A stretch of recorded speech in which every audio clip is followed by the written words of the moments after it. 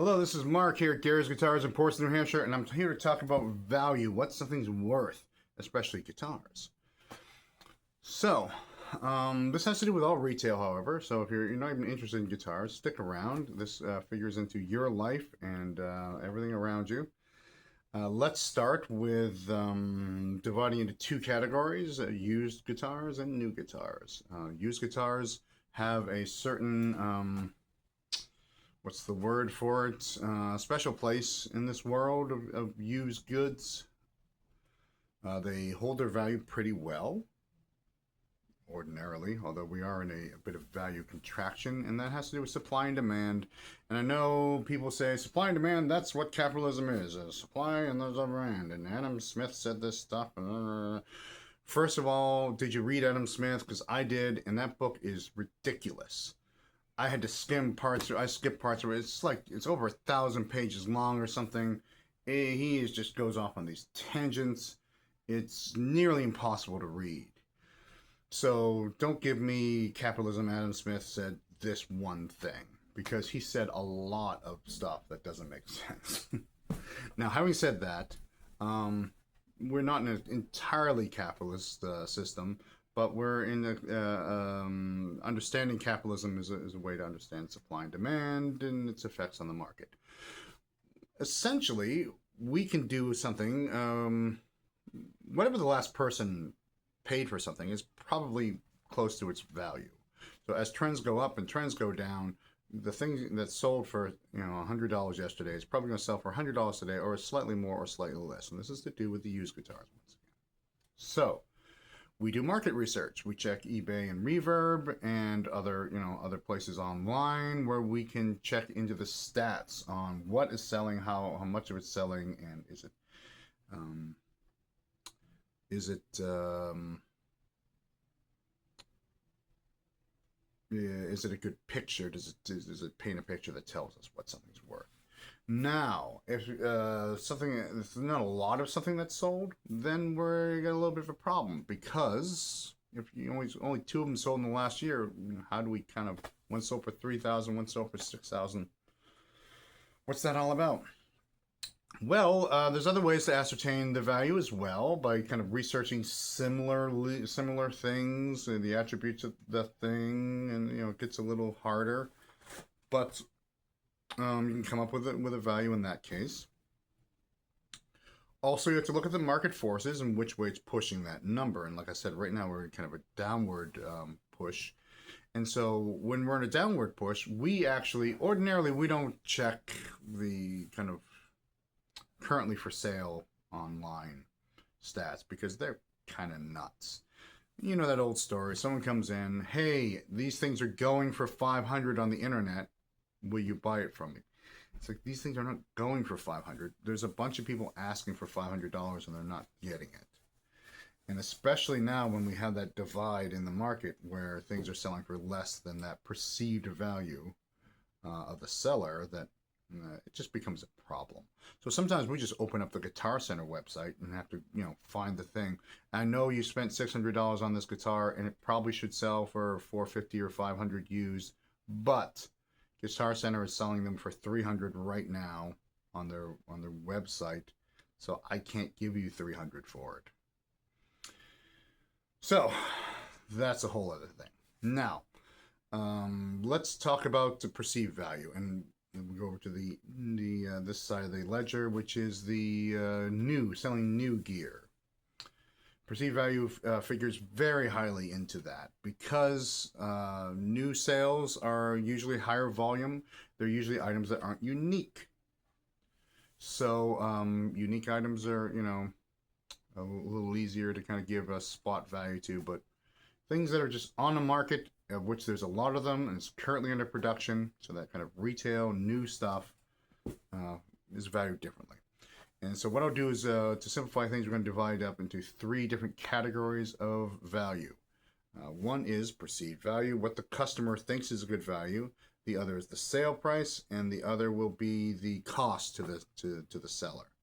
Now these three lines are not static; they move up and down. They move up and down, and sometimes they cross each other, and sometimes they touch each other. That's the nature of of retail. So, what I'll say, for example, when we talk about low margin, high volume sellers like Walmart, like Amazon, like Guitar Center, what they like to do is if they can move their sale price close to this cost price, they will enlarge this difference between the perceived value of the item and the cost to the buyer, and that lights the buyer on fire. They're like, I want to buy this. This is a good value. A great example of this is when someone comes in who doesn't know about guitar strings, and they come in with an old beat up guitar, and they're like, this thing's missing a string, can you put it on? And it's like, I need a string, it's like, this thing needs all 6 strings. These strings are rotten. I need a tetanus shot just to look at this guitar. You're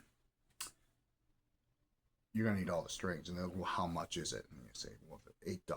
And they're like, each? And you go, no, $8 for all of them. And they're like, oh yeah, I'll get all the strings. That's great. Because they get really happy because that perceived value and the cost are way apart from each other. So that's how the low margin, high volume sellers work.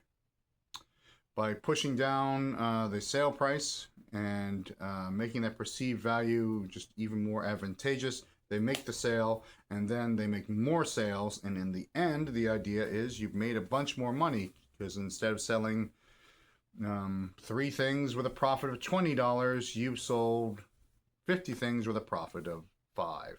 And so in the end, there's more profit involved, especially in the world we're living in, where high volume sales are easier to do. Like in an online situation, a lot of this is automated. So how does this affect the guitar world? Well, we get a company like Guitar Center, who has been struggling financially for 10 years, I'm going to guess, whose demise I constantly predict and have been wrong so far. Why is that? So you get to wondering, why are companies losing money selling guitars and not going out of business? Because the investors in the companies don't want to give up on them necessarily, and they have some kind of path, a plan to solvency that the investors are, doubling down on. So there is this thing about just doubling down on a decision. Well, we have this thing and it's not making a lot of money, but if we can, we can use what we know to make this company more valuable, and then we can sell it, or we can make money doing this. So let's keep doubling down on this idea. And also the idea is you can't have, let me look here. This is an old-fashioned guitar store. We don't depend on high volumes of sales. But you can't have a very profitable business in that business model anymore. When I talk about these things, about, like, how this business isn't necessarily as profitable as it should be or used to be, or how these kinds of businesses are being destroyed by the high volume sellers, people just start, chipping in with some advice on, in the comments, which is fine, whatever. But I'm not saying this to tell you that I want to have a high volume, I want to make a lot of money doing this. This business is not designed to make a lot of money. It's designed to be a business. It's designed for people to come get help. It's designed for people to come here to work and get paid. It's designed for, hopefully, for me to make some money.